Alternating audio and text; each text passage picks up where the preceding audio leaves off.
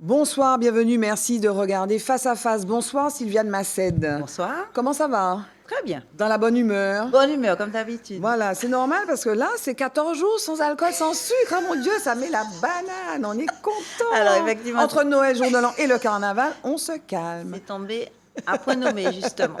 On fait un reset. On va parler de ça. Bon, je vous présente quand même Sylviane Massed, donc diététicienne, nutritionniste, membre du groupe La Team Kios. On va parler de La Team Kios qui existe depuis 4 ans, mais vous intervenez aussi au CHU puisque vous intervenez dans le service diabétologie, endocrinologie et nutrition.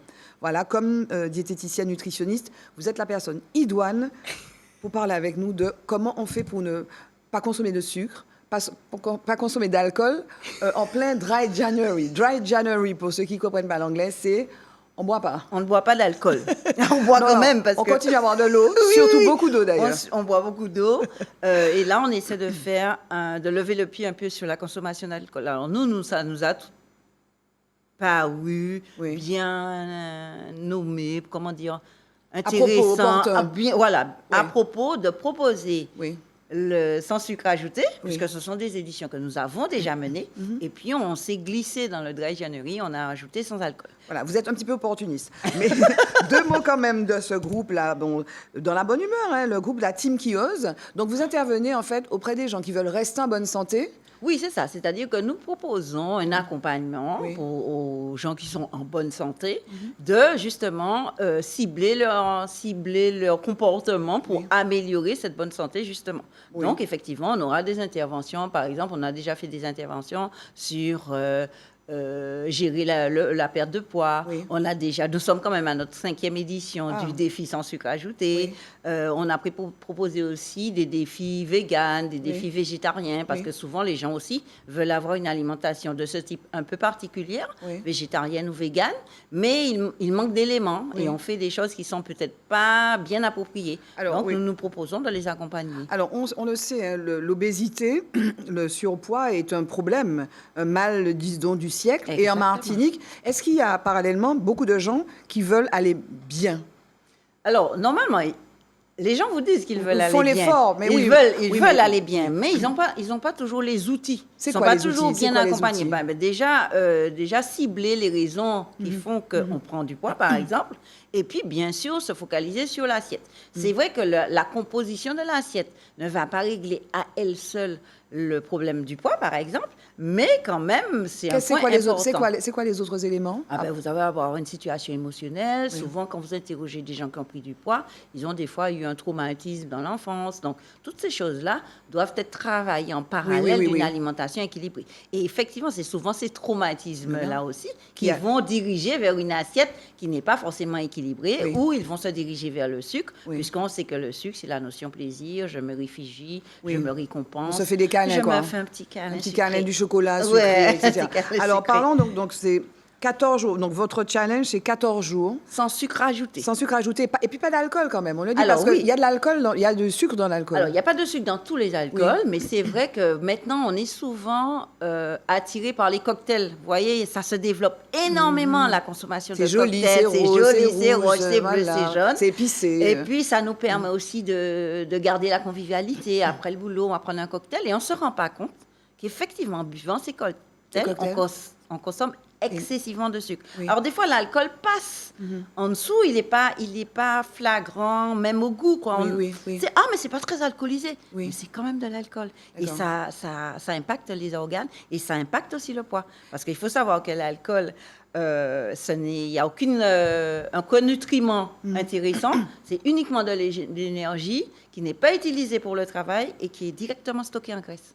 Et puis ça va dans le sang, parce qu'il y a l'aspect aussi Oui. ivresse aussi. Eh ben oui, il y a l'aspect ivresse. Alors souvent, les gens vous disent, de toute façon, je ne suis pas ivre, donc je ne suis pas alcoolique. Ah oui. Mais l'ivresse ne détermine pas non plus l'alcoolisme. C'est pas ça. Mais on ne se reconnaît pas facilement alcoolique. Non, pas du tout. Il y a des différents types. On peut en parler 2 secondes, les différents Alors, je ne types suis pas une d'alcool. spécialiste Oui. de toute façon, mais c'est vrai que maintenant, vous avez des tests sur Google, où vous pouvez faire un petit test et ça vous donne quand même une idée du rapport avec l'alcool. Parce qu'on ne veut pas se l'avouer, mais il y a des gens qui vont, par exemple, qui ne peuvent pas s'amuser s'ils n'ont pas bu... S'ils n'ont pas bu un verre. Un verre, voilà. Donc, ou 2 ou 3. Ou 2 ou 3 ou 4 ou 5, et là, ça commence à devenir très problématique. En plus, les femmes et les hommes ne sont pas égaux. Non, ils ne sont pas égaux face à l'alcool. Et c'est vrai que de toute façon, la prise de poids ne sera pas la même. Voilà. Et l'impact sur les organes ne sera pas le même non plus, et les effets non plus.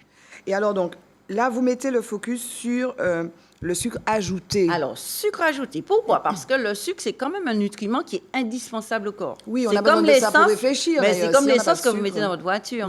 C'est ça, la source. Donc, le sucre, c'est la source d'énergie pour le corps. Par contre, on peut effectivement limiter sa consommation de sucre en arrêtant tout ce qui est glace, soda, pâtisserie, par exemple. Et puis, regardez dans certains aliments où on ne soupçonne pas qu'on aurait mis du sucre. Si vous regardez l'étiquette d'une vinaigrette industrielle, on y met du sucre. Alors que quand vous faites votre vinaigrette chez vous, je pense que vous n'en mettez pas. Donc, voilà. Donc, nous, on est vraiment focalisé sur le sucre ajouté parce qu'en fait, on veut amener les gens à avoir une alimentation équilibrée. Donc, en enlevant le sucre ajouté, on va ramener tous ceux qui participent au défi à revoir la composition de l'assiette et que cette composition soit suffisamment équilibrée pour que justement les envies de sucre ajouté ne se fassent pas ressentir. Alors précisément, qu'est-ce qu'il faut faire? Donc, alors, il faut quand même qu'on fasse, comme vous disiez, qu'on fasse attention aux étiquettes, parce que le sucre va se cacher partout. Il va se cacher. Okay? Va se cacher. Voilà, donc on va éliminer le ketchup. Alors, le ketchup, effectivement, c'est de la confiture. Quasiment. C'est du maïs. C'est de la confiture. En plus, et puis c'est vrai aussi, comme tu dis, des fois, on mange quelque chose de sucré, on aura le goût sucré en bouche. Là, on sait qu'on mange du sucre. Mais comme par exemple, dans des compositions, on va écrire sucre de maïs, sirop de glucose. On ne sait pas exactement ce que c'est. Et on ne va peut-être pas le ressentir en bouche, mais il est quand même présent. Tout à fait. Et alors, moi, je pense à ce livre de David Servan-Schreiber, qui est un médecin qui était malade, qui était atteint de cancer, d'une tumeur au cerveau, qui a vécu avec ce cancer pendant de longues années, qui a fait un best-seller, notamment anti-cancer, où il parle du rôle du sucre. Le sucre, c'est pas... Enfin, on a besoin du sucre, on a besoin du sucre. Mais le sucre, c'est, par exemple, c'est un moteur du cancer, par exemple, il faut le dire. Alors, c'est un moteur du cancer quand il est consommé en trop grande quantité. Après, il y a différentes qualités de sucre qui vont peut-être aussi favoriser l'apparition. Bon, après, il y a notre génétique aussi qui peut jouer. Mais c'est vrai que le sucre va nous mettre en situation d'inflammation. Voilà. Donc, les cellules aussi, elles seront tout le temps en situation d'inflammation. Et pour se défendre, à certains moments, elles vont créer des situations... Alors, on va pas une situation toxique, mais c'est vrai que la situation d'inflammation, ce n'est pas bon pour le corps. C'est comme si vous êtes toujours en feu, quoi. Oui. Alors, revenons donc à notre défi 14 jours. Donc, une assiette idéale.